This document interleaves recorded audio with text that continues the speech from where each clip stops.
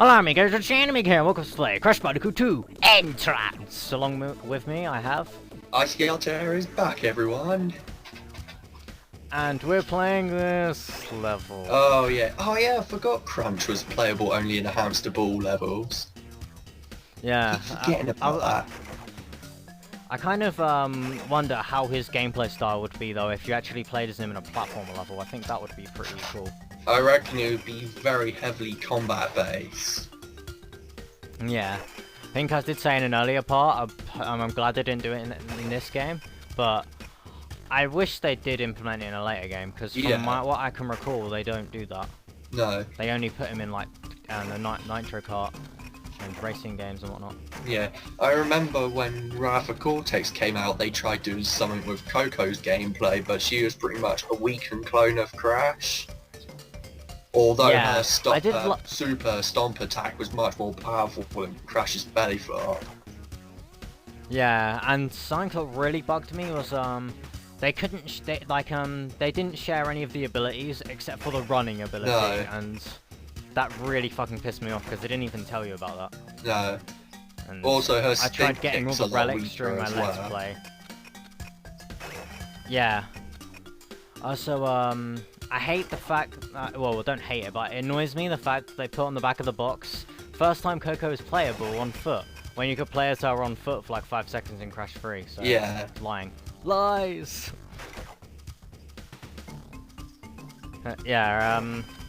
Actually, something that is kind of strange, for Crunch's gameplay, I don't think they did, but someone in the comments tell me if I'm wrong, but in Crash of the Titans and Crash Mind of a Mutant, Crunch wasn't playable in them games, but that would be like the perfect chance for him to be playable, seeing as it was a beat 'em up. Yeah, I haven't played any of the modern Crash games, so to be honest, I can't really comment about that, but it sounds interesting. They are interesting as long as you like look into them and pretend it's not Crash Bandicoot. Oop. Except for when it goes for the whole comedy approach. Comedy approach is like on lines of Twinsanity. Alright. Especially with like Tiny Tiger in Crash of Titans and Nitrous Brio in Mind of the Mutant. Now that is something that I would have benefited in the classic Crash games, that blue crate. If it's the one thing I give massive praise, it's the freezing crate. So many times I could have done with that, some of the future levels. Some of the enemy placements are ridiculous. Yeah, I do quite like the additions to that crate. Although, in a way, like just the way that it looks, it kind of reminds me of the invisible crate in Crash Wrath of Cortex. Just from like the box's point of view. The box's view. It looks very similar. I kind of wish that they'd bring it back in another game, or maybe put like another element for it, so maybe like have fire or something and it burns the enemies, just for a bit of variety or something. Sounds interesting. Mind you, there's that Crash Bandicoot 2013 game, if you heard of that. They haven't revealed much, but there's like some sort of trailer thing for it, but no one knows what it's going to be like yet. Is this the fan-made one, or is it like by an actual developer? From what I've been told, because I've heard of it's developer, but I don't know if it's completely legit. So again, that's more that I need to research about. Send me a link after the part, and I might be able to tell by looking at it. Yeah, will do. Now, these levels are really, really annoying. As I did explain before, you can't just literally keep pressing the boost button and win. You literally need to like shoot every now and then. And a little trick I like doing is, see these little orb enemies? Well, they'll start getting closer and closer, and as soon as they bring their spikes out, try and stop pressing the boost button and try and roll over to the side, and as soon as you roll over to the side, boost, and you'll go right past them without having to shoot them. I think I found that out during one of the later space stages, because you'll notice here I got my health really low. Yeah, it's so easy to get hit here, it's almost impossible to do a perfect run on it. Yeah, I think the only time it would probably be possible would be if you didn't boost at all, but if you did that, you wouldn't get a sapphire. And if you were to shoot everything down in your path. Yeah. Also, quite late to point out, but that is the most stupid life icon design I've ever seen in a video game. Were they intended to dirt Coco up? It's not the most stupidest one. I've ever seen Crunch's one. I actually think this one is the stupidest one out of the lot. Ah, fair enough. They're just as bad as each other. The Fake Crash's honest. one is like half decent. I'd give it that. Fake Crash's one looks goofy, and because Fake Crash is goofy, it kind of suits it in my opinion. I did kind of see where they were trying to go though with the whole like design of the life icons, because like with Coco and Crunch, they made like an evil one and then they made a more brighter one, but that didn't really work with its execution because they kind of fucked that up with the way it looks. Evil Crunch looks chilled, and Evil Coco looks like she's got serious issues. To me, Evil Crunch actually looks perfect because Crunch was evil with half of Cortex anyway, so it just looks normal. I think he was more of a primary antagonist, but then slowly became more of an anti-hero.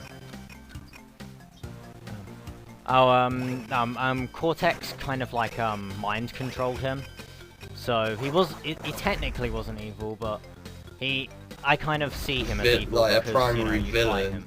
Or secondary villain, that's what I mean. Yeah, secondary villain that they overuse and don't use anyone else, which is fucking stupid. But some of my viewers don't like the fact that I keep harping on about me not liking Rough Cortex that much, so I'm not gonna bother going into this. I don't think I've played that one very much. This upcoming section here. This upcoming section here, I actually got a really annoying death. Where that little nitro crate is stacked, I actually did a slide jump across the bridge and went straight into that nitro crate. So I'd recommend jumping in case you did that. And also on another try, I actually did learn the fact that I was supposed to jump over, so I did a slide jump right after and I went right past the wall and down the bottomless pit on the right. In Crash Bandicoot 2, I think it's Snow Go if I'm correct. They've got ice path littered with nitros, and on one of our practice runs, we got near the end and then Champman slide tackled straight in the final nitro after we got everything. It took us ages. No Aku Aku, dead. Begin it all over again. Oh god. Yeah, so some of the snow levels in that game are really they can be. I especially hate Cold Hard Crash. God, Crash gave us problems. That was not a fun level to do at all. I remember watching that part. And I'm waiting for the Super Gaming Brothers to get to the level. But they keep stalling the level. Yes, and I saw the episode, one of the recent ones. That was really awkward, that was. I won't go into any detail, but if you watch the episode, I think it's the latest one they've done, if you listen to what Matt says, it's really awkward, and the commentary is just a bit... I have actually watched it, but I don't know, that's why I asked what you mean. Yeah, I think... This bit here is quite annoying, you have to time out the rugs perfectly, otherwise... You know, I found that nitro placement stupid. And make sure you get the mask and go through the death route. Yeah, try and save the mask for the nitros at the end. I always take the death route there because it's quicker in my opinion. Genie Crash. This is the point in the game where the carpet sections get really dickish, especially on the last level. Yes. Because some of the placement of the enemies is just annoying. Really mess up big time. Did you ever get did you watch the part where you saw me get the crate and it was right before the beginning of the level? I can't remember. I think that was one of the few that I actually missed, because I've been watching various LPS videos when I've been out and about, like when I've not been doing anything. And yeah. I think that's the only one I was gonna say, do you remember actually did you actually get the gem crate on every level in this game? It took quite a few Right. Okay. Do you remember how long it took you to do that level? If I remember correctly, it took me about 5 attempts. Ah, okay. See, when I first played the game, I was at it for ages, to the point where when I died and went back to the beginning of the level, I just got frustrated and couldn't decide and found the crate just like that. It's always the way though, isn't it? It's like, fuck everything, fall down the pit, you realise you don't die and you get all the goodies. Yeah. Now, this is the point in the game where it's actually quite hard to dodge the shark, and if you get eaten here, I don't blame you. If you get eaten on every other level, though, you suck. No offense. Yeah. Yeah, this is, I believe it's this one, or it might be the last one. Okay. I think it's this one. Doesn't that mean with the shark chase, it's the first time since Crash Bandicoot 2, original Crash 2, that the chase levels return? Because Crash 2 was... technically they weren't chase ones, they were only part of a level gimmick. Because Crash 2 was the last game which they were pure chase levels. As ones like this, is it Triceratops, Stegosaurus, it's one of the two. That's just part of the level, it's not a full chase stage. I still consider it a chase stage. There's quite a big debate on the internet actually about that. Loads of people say that it's like different things. I mean, it depends how people see it really. Yeah. No, I mainly bring more resemblance in this game. I bring more resemblance to the Coco levels in Crash 3. Well, where you're on the waveboard. Because, not the waveboard, the speed boat, jet whatever it skis. is. But, yeah. Yeah, a random bit of trivia actually, which I don't think I pointed out when I actually played these levels first time around, is the waveboard in this game is kind of similar to using the waveboard in it's kind of like a throwback to the waveboard you use in Crash. I actually didn't know that. That's pretty cool.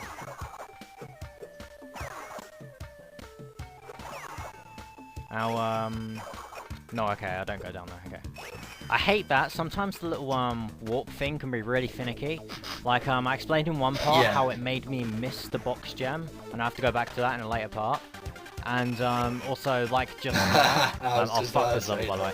And just there, I had a problem with getting into the warp because you see, I slidge jump into it and it went right past it and I back into it. And to a certain degree, that just almost, knocks me out of a platinum. Because basically, a level later on in this, I think it's the next part, I was like, I would have been a second behind platinum, but because the warp thing didn't work, I was like 2 seconds or 3 seconds behind it. The one thing... Yeah. And it would have really pissed me off if I was going to get a it's just unlucky. I think my biggest nitpick with this game is obviously because of the GBA's hardware, that the abilities that Crash gets in this game are only programmed with like the same buttons, so like the super speed and I can't remember what the other ability was. Oh, super slide? Super slide, yeah, that's it. Super jump.